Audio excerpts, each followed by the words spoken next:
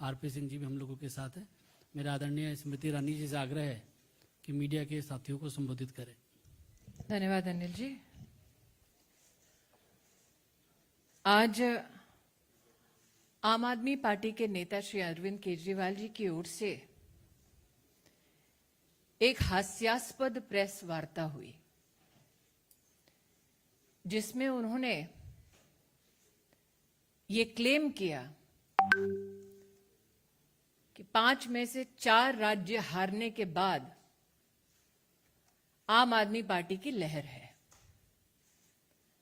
हास्यास्पद है कि जिस आम आदमी पार्टी को उत्तर प्रदेश में नोटा से कम वोट मिला, जिस आम आदमी पार्टी की उत्तराखंड में 70 सीटों में से 55 सीटों पर जमानत जब्त हुई, और जिस आम आदमी पार्टी के गोवा में मात्र 6% वोट मिला, उस पार्टी के नेता अरविंद केजरीवाल जी देश के यशस्वी प्रधान सेवक नरेंद्र भाई मोदी पर कटाक्ष कर रहे हैं। कटाक्ष करने का कारण कि वो दिल्ली में निगम का रिफॉर्म, उसका समर्थन नहीं करना चाहते।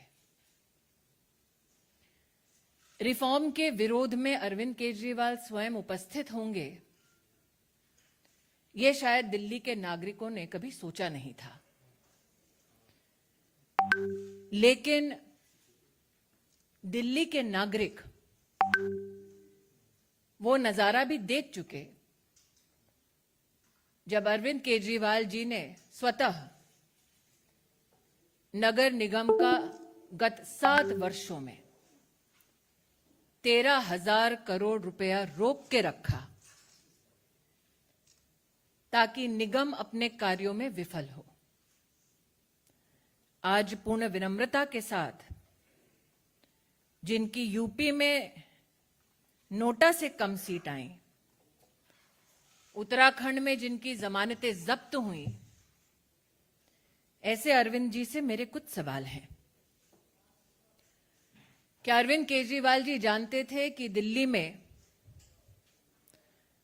नगर निगम के उच्च अधिकारियों ने, प्रतिनिधियों ने पिछले साल ही रिफॉर्म की दरकार को व्यक्त किया?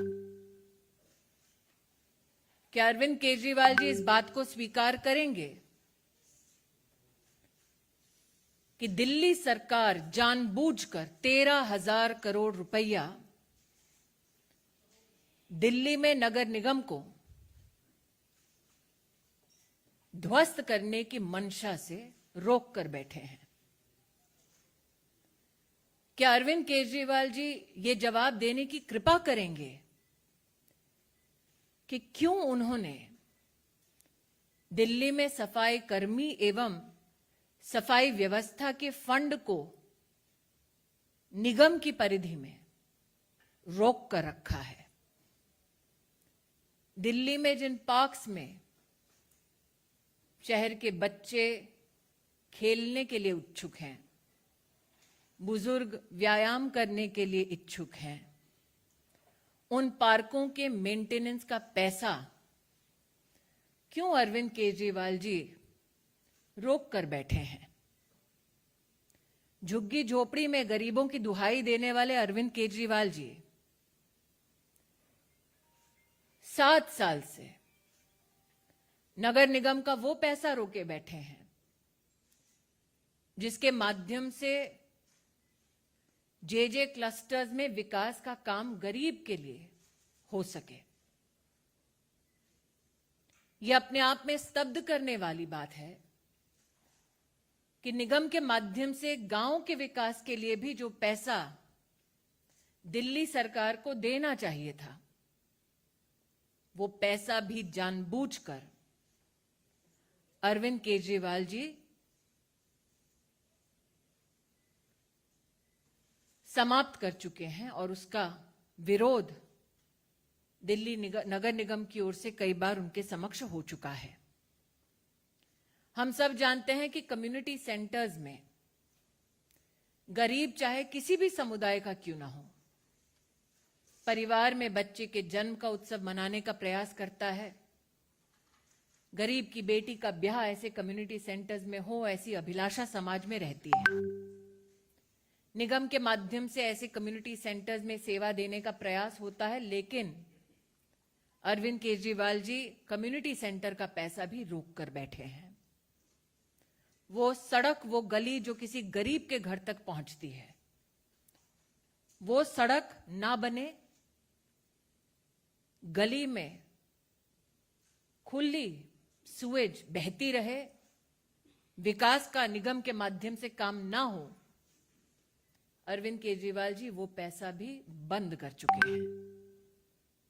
तो आज अपनी एक प्रेस कॉन्फ्रेंस के माध्यम से इलेक्शन कमीशन की निष्पक्षता पर जब उन्होंने प्रहार किया है, लोकतंत्र की जब उन्होंने दुहाई दी है, तो मैं उनसे अपील करना चाहती हूं कि लोकतंत्र की सबसे मजबूत इकाई और ग्रास रूट पर सेवा देने वाली नगर निगम को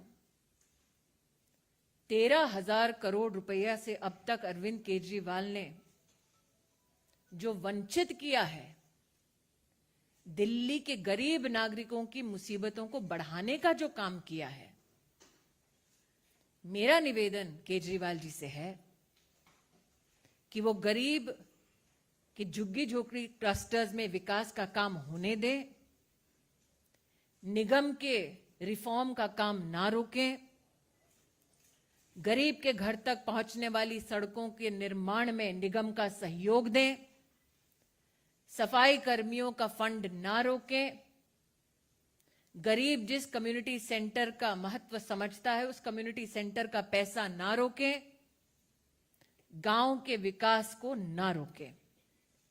मैं आशान्वित हूं कि अरविंद केजरीवाल जी अगर वाकई में रिफॉर्म के पक्ष में हैं, गरीब के पक्ष में हैं, तो नगर निगम का बकाया 13,000 करोड़ रुपया का वो कल ही दिल्ली सरकार के माध्यम से निगम तक पहुंचाएंगे। लेकिन जो खुशफहमी अरविंद केजरीवाल जी को है कि लहर उनकी है, उनसे कह दूं कि जिनको उत्तर प्रदेश में नोटा से भी कम वोट मिला, जो स्वयं बनारस में लोकसभा के चुनाव में शिकस्त पा चुके हैं, उनके मुख से ऐसे शब्द शोभा नहीं देते। Ladies and gentlemen, today the nation was bemused to see a press interaction by the Delhi Chief Minister Arvind Kejriwal. As Indians, we should take umbrage in the fact that Arvind Kejriwal ji chose to attack the Election Commission and the electoral process that has been hailed across the world as fair and transparent. What bemused Karyakartas of the Bharatiya Janata Party was the fact that Mr. Kejriwal claimed that his party had a decisive impact in the election results that the country yesterday saw. Today, the question that begets Mr. Kejriwal is this. The Aam Aadmi Party received less votes than Nota in the state of Uttar Pradesh. In Uttarakhand, the Aam Aadmi Party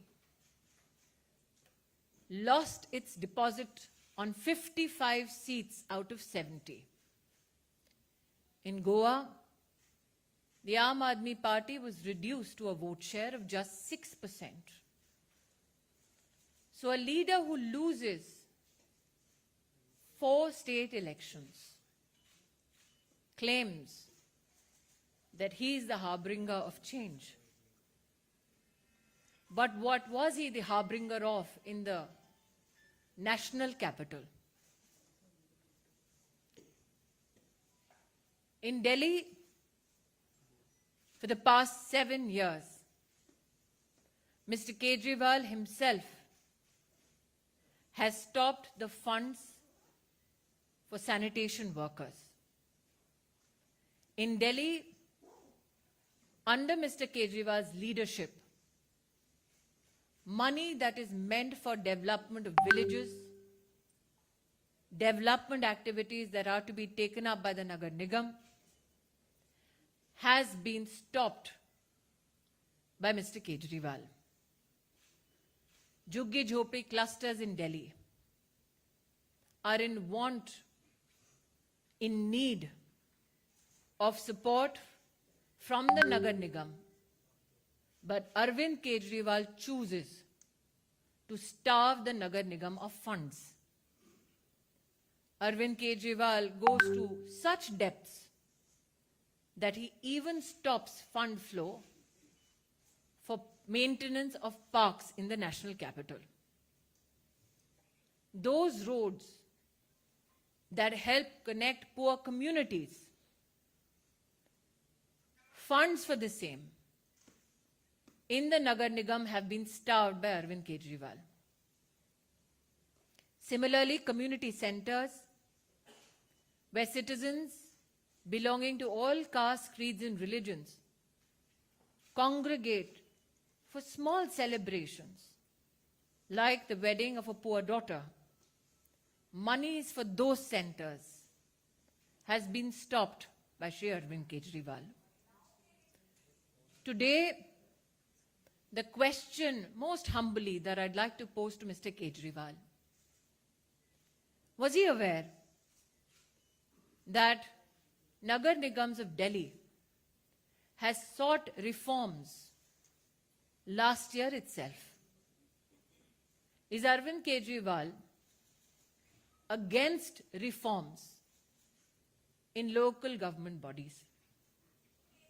And my appeal to him is this: can you please give the 13,000 crore rupees you owe to the Nagar Nigams in the national capital?